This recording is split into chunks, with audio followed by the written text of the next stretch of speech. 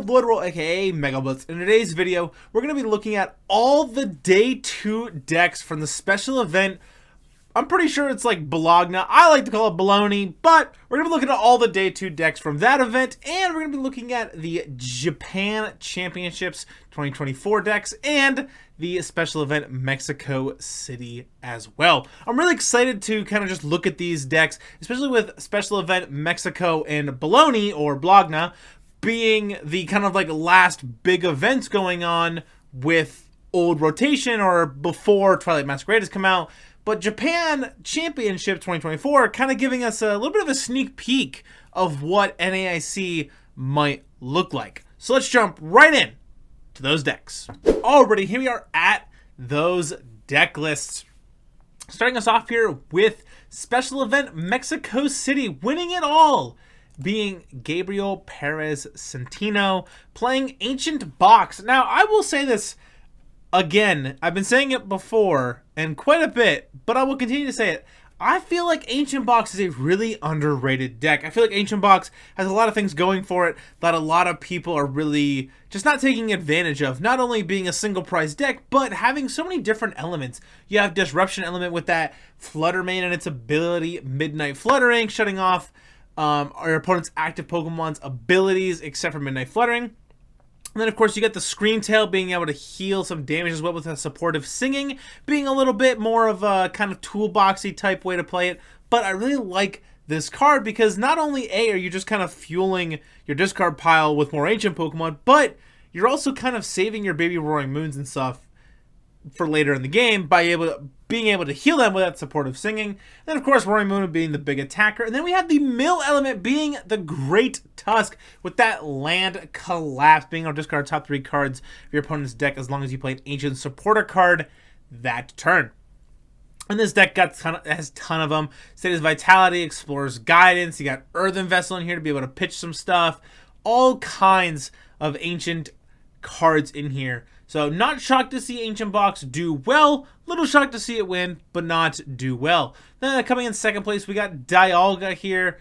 Pretty much the exact same 60 we've been seeing. This will probably be the go-to 60. Andrew Hedrick's winning list. Then we got Chen Pao Baxcalibur with the Iron Hands, of course, as well. Like I said, nothing too crazy going on with that Chen Pao here. And then we got Lazone Toolbox. Now this one I thought was pretty cool. A couple key cards to point out. We got the Cobalion in here to help deal with that Charizard matchup. We got the Shaman V in here for that Revenge Blast. 60 plus the 40 damage for each prize card your opponent has taken. And then of course we got as well, you know, the standard Roaring Moon, Greninja, Iron Hands, Raikou, Mew EX. This is something a little bit spicy in this. And then we got the Minior as well to help with that Snorlax Stall matchup. But other than that, nothing too crazy. Luminous Energy, something a little spicy going on here. Playing all kinds of different energies. Got 2 Jet, 2 Water, 2 Dark, 2 Lightning, 1 Grass, 1 Luminous, 1 Psychic. A little too spread thin, a bunch of 1-ofs for your energy. Not my liking, but that's okay. As far as we got supporters and stuff go, we got the Technical Machine Crisis Punch as well. Super effective Glasses. I'm so glad to see this card come back. I loved playing the Lost Box Glasses deck with that Tropius. Was really fun. And then, of course, we got 2 Lugia decks here. Nothing too crazy to go over. Kind of just standard Lugia. Actually, I am pretty sure this is almost the exact 60 I am playing. Little bit different. I am playing just a 3/3 Lugia line, and I'm playing a third boss over that.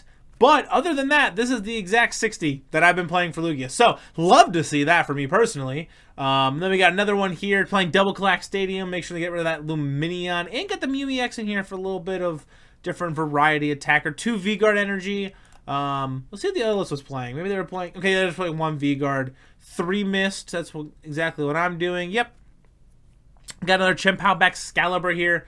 Once again, nothing too crazy going on. Kind of just standard Chen Pao. Got Charizard. Only 1 Charizard deck out of the entire top 16. We all love to see that. We're all sick and tired of seeing that Charizard. So, nothing too crazy here either. Kind of just, like I said, the standard go-to Charizard deck, playing the Bidoof Barrel, playing the Rotom, the Cleffa, the Luminion, the Radzard. This one is playing Choice Belt in here, which I thought was really cool. and the Defiance Band, so deciding to play both, but still picking that Prime Catcher overall. Got another Dialga, got a Lost Tina here. Nothing too crazy going on in this one. Only thing I will say that's a little bit different, that I'm not a huge fan of, is just the 1 Iono and 1 Roxanne.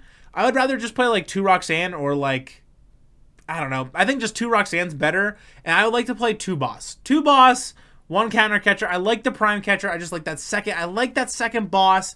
I'd probably, if it were me personally, I'd probably cut the Town Store for that, or maybe even the Forest Sealstone. I've said it before, I'm not the biggest fan of the Forest Sealstone in Lost Tina. I'd rather just Requiem, even if it's a single prize Pokemon. I'd rather just Requiem it. We got another Chen Pao, got a Goldango deck with the Dunsparce Runaway Draw engine, so that's pretty cool. Got that going on there. Got Morty's Conviction in the deck. Love to see that. We got a Snorlax stall, got that Quad stall going on with the Sandshrew, the Mantine. Got that double Mimikyu, 2 Rotons, making sure you're going to do that instant charge as much as you possibly can. But other than that, pretty standard. I like the 3 Erica's Invitation. I think this card's really good. 3 Eerie. I love Eerie. Eerie's a great card. 2 Misfortune Sisters. You could go to 1 and be fine. Maybe cut like a Misfortune Sisters and go to like a second Iono or something. I even could go to like 2 Erica's Invitation and go to like a second Iono and just play 2 Misfortune Sisters. I kind of like that more, actually. So you can do that there for sure. 2 more Lost Box. This one not playing the Shaman and kind of more the standard Lost Zone toolbox. Not playing the Hoopa though, however, which I really like the Hoopa. There it is, the Hoopa EX with that Energy Crush, baby. We'd love to see that. Love Hoopa EX in my Lost Box decks. So pretty cool. It's actually the exact 60 I've been playing with Lost Paradox a lot lately. I had kind of sneak peeked at this earlier today and kind of popped this into TCG Live and was playing a couple games earlier. So love to see that there. And then we got a Roaring Moon to Dunsparce making its way into top 16 here. We got, of course, you know, the Dunsparce drawings with that Runaway Draw, Baby Moons, got 2 Roaring Moons, got the Iron Bundle there for that Hyper Blower. I actually really like that a lot. Just there for the Hyper Blower. No need to attack for it. Really hard to power up, especially because we're playing Slater's Vitality as kind of your power up engine, and Dark Patch as well. But love to see that. Love to see the Temple of Sinnoh here be able to deal with that Lugia, because Lugia is a really tough matchup for Roaring Moon to Dunsparce. That Mist Energy really makes it tough. So that's all the top 16 decks here for Mexico City. So let's pop over here to our great and beautiful special event, Bologna, or Bologna, however you would like to call it. All right, at our first place deck list here, we got Kim Bogia playing Future Hands. Now, I've been no shocker when saying this. I hate this deck. I've hated this deck. It's like a personal thing for me. I play Lugia. I play Lost Box. I can't stand Future Hands. I hate this deck. It feels just like that deck that everybody's catering towards lately. Maybe this is just me kind of popping off a little bit about my local meta. Not too sure. But everybody at my local meta plays either Future Box, Future Hands, or Charizard. That's pretty much all it is. Cut and dry clean. Everybody plays those 3 decks. So when I go in and I'm like, I'm going to play Lugia this week, and I struggle to get 3-1 because I got to run into all these Future Hands, and I also hit it round 1 at Indianapolis with a room like 35% full of Charizard, and I was like, are you kidding me? How does that even happen, right? So, Future Hands winning it all. Kind of glad to see a different deck win besides kind of the go-to we've been seeing, like Charizard and things like that, and Control. But Future Hands was not the deck I was hoping for. I was really hoping that Lost Box maybe would have pulled it through, because I'm a huge Lost Box person. I've been loving Lost Box. I've been playing a lot of Lost Toolbox, Lost Paradox, and I've been really enjoying it. I'm having tons of fun. I love the Hoopa. I love that in the deck. I love the Spiritomb in here as well. It's really good into early game Charizard, shutting off that Lumineon to find that Arven, or that Rotom for that instant charge. Also fantastic into that Control matchup, because Control really relies on that Rotom and that instant charge to be able to kind of have their draw engine being from that Rotom. So really cool to see it doing well, and really cool to see Spiritomb kind of getting played. It makes a lot of sense. I've been playing it sometimes in my Lost Paradox deck. It feels kind of bad when you have to start with it and you like fade out for a turn. That feels kind of bad. But when you don't have to start with it, card feels great. Or when you hit control or something, feels fantastic. But really cool to see Lost Box here. We got Gardevoir. Now, I will say, I am not the biggest fan of this version of Gardevoir, but I have been playing Gardevoir with that Monkey Dory, and I feel like that was kind of one of those missing pieces that Gardevoir really needed. It's never going to be as good as it was with Sharding Arcana or anything of that nature, but it's still pretty good. Sure, you're playing Dark Energy or Gardevoir deck. Sure, you can't Psychic Embrace it. I totally understand. But what feels good is when you can go Earthen Vessel, discard a Psychic, get a Dark, get a Psychic, Refinement away a Psychic, draw 2, attach the Dark to the Monkey Dory, Psychic Embrace to the Drifloon, move 3, smack for a 2-prize KO. Feels really, really good. So, absolutely love that. I was kind of hoping maybe we could see like Rare Candy make its way into the deck. But, I mean, we're playing 4 Refinement Kirlia because the Mirage type Kirlia kind of rotated. So, really cool to see this. And we're playing Technical Machine Evolutions. Is kind of one of the other first attacks we end up going for a lot of the times. But super glad to see Gardevoir. I'm enjoying it a lot with that Monkey Dory and such. And then, of course, we got my favorite Lugia showing up here in the top 4, making 4th place. Playing that 4-3 line Lugia. Playing the 4-3 Cincino. Got the 1 Mew EX in here. I love that energy split. I'm a big fan of the 4th Double Turbo, though. I will always be a fan of the 4th DTE. It just feels really good whenever you gotta like attack with your Snorlax, or it feels really good when you ever gotta like just to have like even retreat out of like Lugia V or something. You just attach, retreat, boom, start going. It feels really nice to have that for DTE. I would cut the Mist for it personally. Yes, Mist is a great energy card, really stopping that Roaring Moon deck, really stopping Star Requiems and stuff, and Lost Mines and things like that. However, it's not as relevant of having that 4th DT and just that little bit of extra energy count in the deck sometimes can go a long way. Prime Catcher being the ace spec of choice in here. I've been playing some Lugia with Prime Catcher. I'm not the biggest fan. It's fine. I mean, with Legacy Energy coming out, it's kind of just like the go-to. It's either Master Ball or Legacy Energy. But Prime Catcher just feels like one of those ones where it just...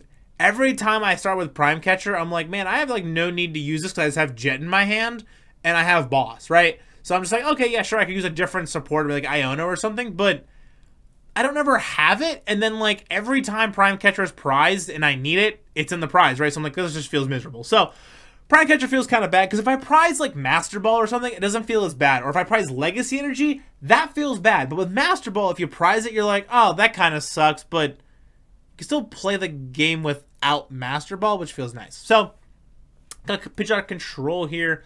Kind of just the standard, no Wigglytuff. Not going to spend too much time on it playing the Entei here. But this is kind of like just a bunch of one-of stuff going on. You got the Thornton in here. Everybody's kind of just been playing all kinds of crazy control stuff. Got our first Chien-Pao Baxcalibur. This one playing 2 Pokestop, not the 3rd Pokestop. I'm a big fan of the 3rd Pokestop personally. I'd rather just play like 3 Candy, 3 Pokestop, but that's just me. Not a huge Chien-Pao head, however. We got another pitch out control playing that Bouffalant. This thing is the bane of my existence when I played Lastina. I lost in the finals, top cut with that Bouffalant because I lost game 1, prize 2 grass. They Bouffalant, lost that antibody, got rid of my grass. Smoked him game 2, and then game 3 I bricked, probably the hardest I've ever bricked playing that deck. Start Sableye, attach pass, come back to me, play path. Scratch for 20, go, and pray. And then they donked me with Pidgeot EX with Double Turbo, and I was like, yep, everything sucks, it's fine. But that's neither here nor there. That's all lost news because I did end up winning a cup, so it doesn't even matter. We got Arctina here showing up. Now, I will say, I was playing a lot of Arc Piles going into the Twilight Masquerade set. Now, however, they feel really bad once Twilight Masquerade came out. I was playing like Arc Aerodactyl for a bit, Arc Vulpix, I was playing Arctina, I was playing Arc Hand Control. I tried pretty much about every Arc variant that I could, and all of them felt bad except Arctina. Arctina felt pretty decent, didn't feel too bad. It kind of just feels the same as it's been feeling, really. Just kind of one of those decks where sometimes you get there, sometimes you don't. If you start Arceus V with double turbo, you're kind of off to the races. If you start Arceus with no energy, feels really bad, and then you got to use your Starbird to find an energy, and it kind of sucks. But not shocked to see Arctina doing well, making it its way in top 8 as well. Then we got Banette Gardevoir here, just kind of like the Banette control type variant, playing that Everlasting Darkness and that Poltergeist, being able to kind of item lock your opponent, which is really cool. So also playing the 1/1 line of Flittle and a Sprotho, which I thought was really cool as well. Got another Arctina, another Pidgeot control here. Got a Dialga Matang deck. Yep, basically the Andrew Hedrick list, except the Turo's a little bit different, I think. I believe Andrew Hedrick was playing a 4th Iono and a 4th Research and 4 Super Rod. I could be wrong, but I think the Turo got replaced with like an Iono or something, or maybe like there was 2 Boss 4 Iono. Could be wrong, but either way, got Roy Moon to Dunsparce in here. Nothing too crazy going on with this. Kind of just the Roy Moon to Dunsparce deck we've been seeing lately. We got Arc Armor Rouge making its way in top 16, though. I will say, I tried Arc Armor Rouge after Twilight Masquerade came out on TCG Live, and this deck feels pretty okay. The problem with Arc Armor Rouge that I've come to realize is the moment you end up getting into a position where your opponent has a lot of, like, not hand disruption, but I would say just disruption. Like, Fluttermanes can make it really difficult because then they can, like, pull up your Armor Rouge and just kind of trap it there. Like, the control matchup feels like garbage, especially because I was playing against a control deck and they were playing Fluttermane. They put the Fluttermane in the active and then bossed up my Armor Rouge, and then I just had it stuck there, and I was like, I can't move it, and I already blew through the one switch I had in the deck, and I can't fire off and move anything. So I'm just like, yup. That feels kind of bad, so I'm just like, attach pass, like, and like Magma Basin doesn't get me there, right? Because that's a benched fire Pokemon, so that feels really bad. So Arc Armor Rouge feels really tough into control after this rotation. We got Charizard Pidgeot here. I'm so glad this deck is falling off. I've been saying it so much, and I will continue to say it because I love to see it fall off. But basically playing the Charizard variant, no Cleffa here, but got that 1/1 Bidoof Barbaro, got the 2/2 Pidgeot line, and then of course as well, got the 2 Dental Machine De-Evolution, so kind of going for a little bit more of a control type variant. I would love to see the Regieleki in here. I like the 2 Judge, a little bit saucy, a little spicy for that there, but still pretty cool. Got another Arctina, got Arceus here, this one a bit more of an Arc Hand control type variant, I feel like. Kind of more of a toolbox actually now that I look at it. We got the Pidgeot in here trying to find a bunch of different pieces, deal with different things. And of course we got the Cobalion in here as well, help deal with that Charizard. So this is a kind of cool, unique arc pile. A little different, a little special, but that's okay. Something unique, and I like to see unique. Got 2 more Charizard decks in our Chien-Pao. Got Raging Bolt, Sandy Shocks here. I will say, I was trying to play the Raging Bolt Ogerpon deck, and feels pretty good. Feels pretty decent. The only thing that sucks is like late game Iono feels kind of bad. They like Iono you to 2 and you don't get an energy or a way to find anything. And you just get like 2 Pokemon in your hand. You're like, well, this sucks. Feels really bad. You just kind of like draw pass and that's all you can do. The deck's very reliant on that teal dance with that Ogerpon. However, but this Raging Bolt Sandy Shocks deck has been coming up more often than not. And I feel like a lot of people are just kind of, we got the Raging Bolt fans, right? You got the Raging Bolt fans. The Raging Bolt fans are going to play Raging Bolt. So we got another Charizard here. Nothing too crazy going on this one. Playing the Regieleki and the Cleffa. So more of a control type Charizard deck. Dialga. Got another Lost Zone toolbox here. Nothing crazy going on. Playing that Spiritomb. Love to see that Spiritomb in there. Got another Lugia deck in here. Nothing too crazy. Playing 2 V-Guard instead of the 4th Double Turbo or the 4th Mist. Playing Prime Catcher. Everybody playing Prime Catcher in their Lugia deck. I don't understand. Maybe I'm the one that's wrong. Maybe I should be playing Prime Catcher in my Lugia deck and not Master Ball or Legacy Energy like a goober. Future Hand's not going to spend any time on that. It's more of a Future Box type deck, being able to attack with Iron Leaves more often with that 3 Grass Energy, but not able to attack with Iron Crown though, right? No Psychic Energy in there to be able to do that. So, kind of unique there. Got a Roaring Moon deck, more heavy on the Roaring Moon EX than the Baby Moons, but at the end of the day, concept is still the same. Not playing the Energy Switch. Well, they're still playing Energy Switch, but they're not playing the Water Energy to try to pull off that Radiant Greninja play if they want to do that. Got another Lugia deck, another couple more Charizards. We got Goldango in here. Nothing too crazy with the Goldango deck. Letter of Encouragement's a little saucy.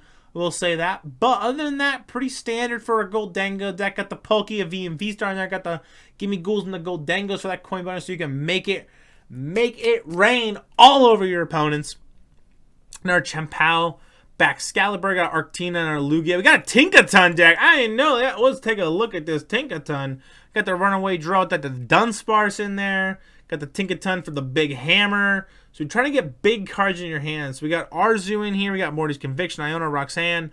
We're not... Okay, so we are playing the Gather Materials Tinkaton. So we can discard cards and start drawing some things here. Start really going through the deck. So pretty cool to see Tinkaton going here. We got Prime Catcher in there. Man, I would have loved to see Tinkaton playing Neo Upper Energy, and it made it this far.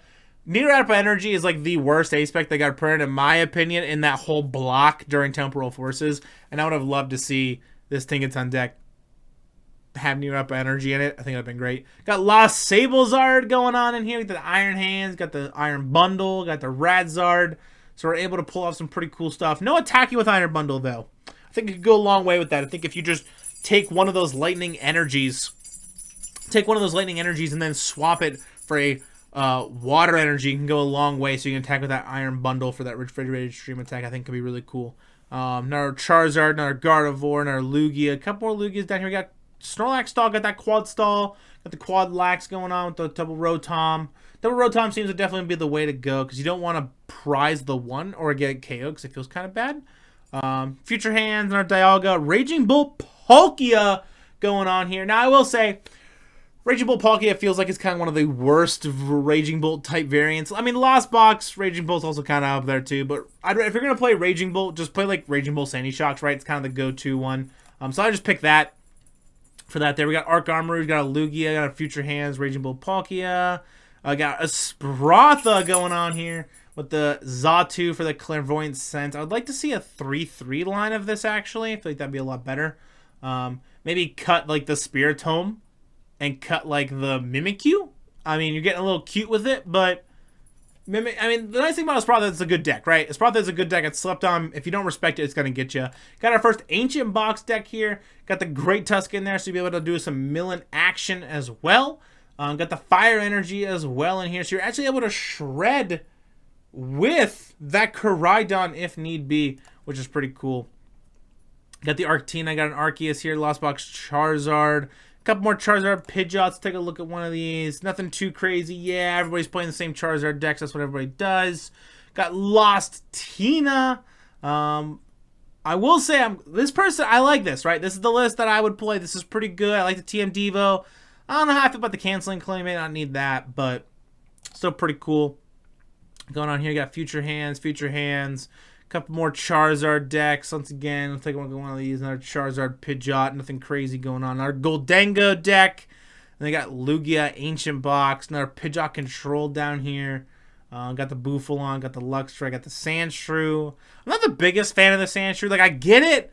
And I understand why you're playing it for that sand screen. So trainer cards in your opponent's discard pile can be put into their deck by any effect of your opponent's item or supporter cards. It's really nice to be able to shut off things like Palpad and stuff, and it's really helpful in that Charizard Control matchup where Charizard's playing like the Charizard Control type deck or the Pidgeot Control Mirror match as well. Can be really helpful on top of that. But other than that, I don't know, because like it's into your deck, right? So like Super Rod, I guess, is something else you can kind of worry about. But like with Chien-Pao, you can't shut off their superior energy retrievals, right? So that feels kind of bad. At that point, you'd have to play the whatever it is, the Toad Scroll thing that does that. Got our Ancient Box and their Future Hands, and then we got Charizard coming down here in last place on that day 2, but still really good making day 2. So lots of Charizard. Now let's take a look at these statistics here. Charizard, once again, 22% of the meta, 23% of the meta, 27 of them. We got 16 Lost Box, 2 Radzard, though. 2 Radzard, 2 Lost Box Sablezard, or Lost Sablezard at about 13%. We got Lugia at about 11% with 13 of those. 11 different Arceus variants. 7 Arctina, 2 Arceus Toolbox type decks, 2 Arc Armor Rouge at about 9%. We got Pidgeot Control about 7%. with 8 of those. 8 Future Hands at 7%. 8 Chempal Baxcaliburs at 7%. 5 Ancient Box at about 4%.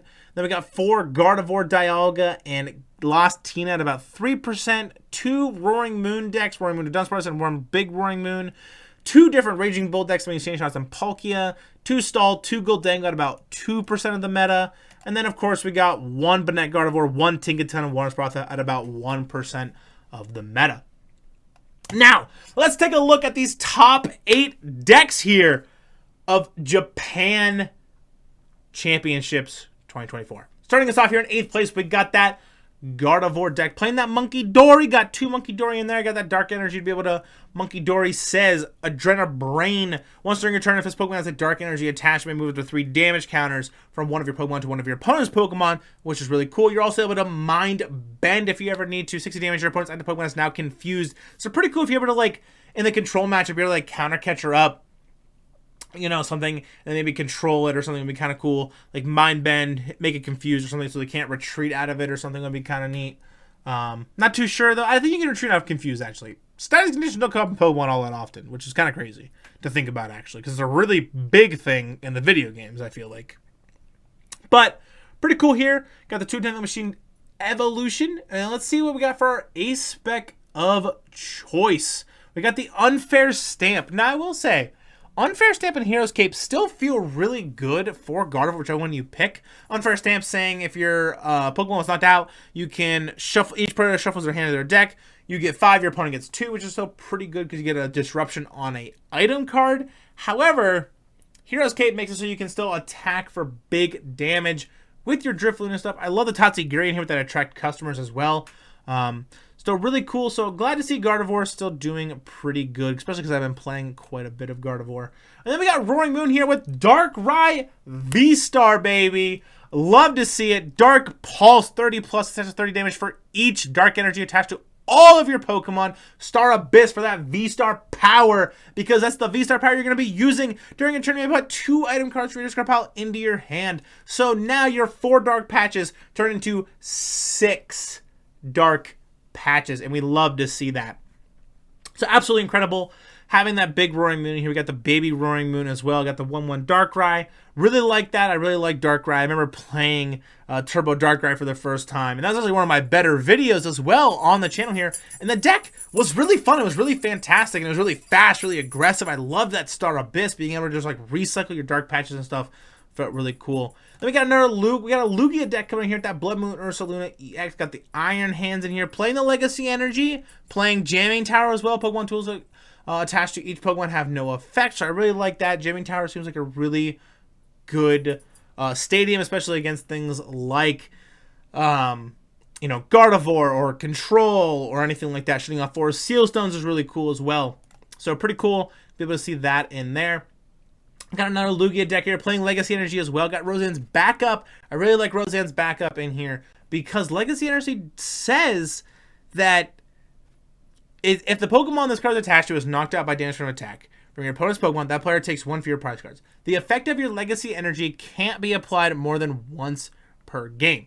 So Roseanne's backup basically says shuffle an energy from your discard pile back into your deck. So not only can you put Legacy Energy back into the deck, so let's say you had to like put it onto a Pokemon, you didn't get to attack with it or anything, or you didn't get to do anything with it, or you had to discard it with Ultra Ball to get your last Archeops, you can Roseanne's back up and put it back in the deck. Plus, you choose 1 or more, so not only can you put a Pokemon back into your deck, you can put a Stadium back into your deck, and an Energy card back into your deck, which I think is really good, especially for Lugia.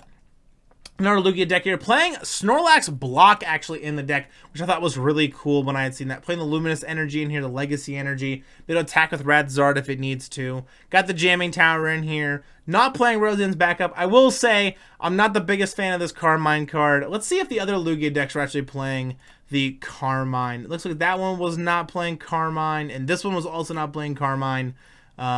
First place, also not playing Carmine. Like I said, I'm not the biggest fan of the Carmine. I think it's pretty inconsistent. It feels really bad when you go Carmine, discard your hand, draw 5, and if 4 of them are energies, feels kind of bad. So, really cool to see Lugia performing so well at the Japan Championships, and we got 2 Raging Bull Ogerpon. Now, I was talking about this deck a little bit here. I got the Teal Mask Ogerpon EX, which has Teal Dance. Once during a turn, you may attach a basic grass energy from your hand to this Pokemon. If you do, you draw a card. And then Raging Bull, obviously with this Bellowing Thunder 70 times, you may discard any amount of basic energy cards from your Pokemon. This attack does 70 more damage for each energy discarded in this way. So the really cool thing you can do is you can not only have a draw engine going with that Teal Dance from that Teal Mask Ogerpon EX, but you also have, you know, extra energies to be able to discard off that Raging Bull with that Bellowing Thunder, which feels really, really cool. Of course, you got Spirit Energy Retrieval in here, and then you have regular Energy Retrieval. Spirit Energy Retrieval feels kind of bad because you don't want to be discarding stuff out of your hand too much with this deck. So the regular Energy Retrieval, being able to just put 2 energies back to the discard pile into your hand, feels really good for this deck. Got State of Vitality to be able to power up some energies in here as well. I like this deck a lot. It's really good. It feels really consistent. It's a really good contender in our format right now. Makes Teal Mask an expensive card. I mean, the card's like $10 right now. We got Raging Bolts sitting at about $7 right now.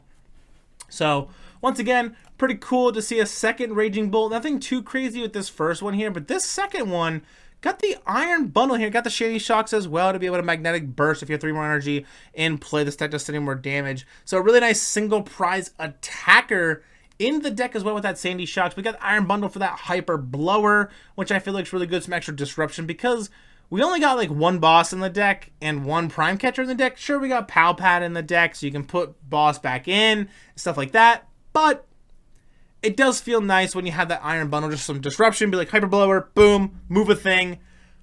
I don't care what you pick because I'm just doing it to disrupt you. Or maybe it put you in a situation where you can maybe misplay a little bit or something, which I think is really cool. Going into our first place deck here, we got Lugia B-Star showing up, winning the whole thing. Got the Flutterman in there, got the Iron Hands, Blood Moon Ursaluna, got the Lumineon. It feels so great to be able to potentially Aqua Return again with Lumineon, with that Legacy energy, to be able to just attach it, Aqua Return, put all the stuff back into the deck, and be good to go. Because the nice thing about Legacy energy is that you can still use it even after the Pokemon was KO'd, right? Because if the player takes one, this effect of Legacy Energy can't be applied more than once per game. So the take one less prize card cannot be used more than once, right? So it can only be used 1 time. But being able to provide every type of energy can be used whenever you want with it. So being able to attack with Lumineon, Aqua Return, put it on an Iron Hands, be able to amp you very much, is incredible. And the nice thing about Fluttermane too is you actually can put energy on this and actually attack with it with Hex Hurl, which a lot of people didn't really realize because everyone's playing in Gardevoir, but Hex Hurl is a colorless attack. So we can play that in our Lugia decks, people. We can do that. Playing the 3-1 Minccino. I like the call for Failure Minccino, but I understand why you didn't want to play this if you're worried about Dragapult or something, being able to just take KOs on Mincinos. Play the 70 HP Minccino. Definitely makes sense to me for sure. Got 2 Jamming Tower in there as well. Pokemon tools attached to each Pokemon have no effect. I'm really excited to be playing Lugia. Lugia feels like it's in a great spot right now. I've been having tons of fun playing Lugia. It's been kind of my go-to deck, being the mascot of the channel. Lugia's been just my go-to deck for quite some time. Single Strike Lugia, Colorless Lugia, Rainbow Lugia, Lugia with the Cincinnos recently. Now we got the Legacy energy in here as well. I've been playing all different versions of Lugia I can because, well, I like Lugia. It's one of my favorite Pokemon of all time. So let's jump right in to that outro. Alrighty, that's going to do it for today's video. Let me know down in the comments below what deck you guys are most excited about with Twilight Masquerade finally being available on the TCG Live. We're finally starting to pick up some cards so we can start playing this stuff in person. For me, I'm most excited about Lugia, but the second deck that I've been playing the most is Gardevoir, and then I'd probably say after that is the Raging Bull Ogerpon EX. But I want to hear your guys' opinion, so let me know down in the comments below what decks you guys are most excited about. But most of all, if you guys have been enjoying the content I've been making for the channel, don't forget to leave a like, smash the subscribe button. I really would appreciate it. And I'll see you all in the next one. Peace!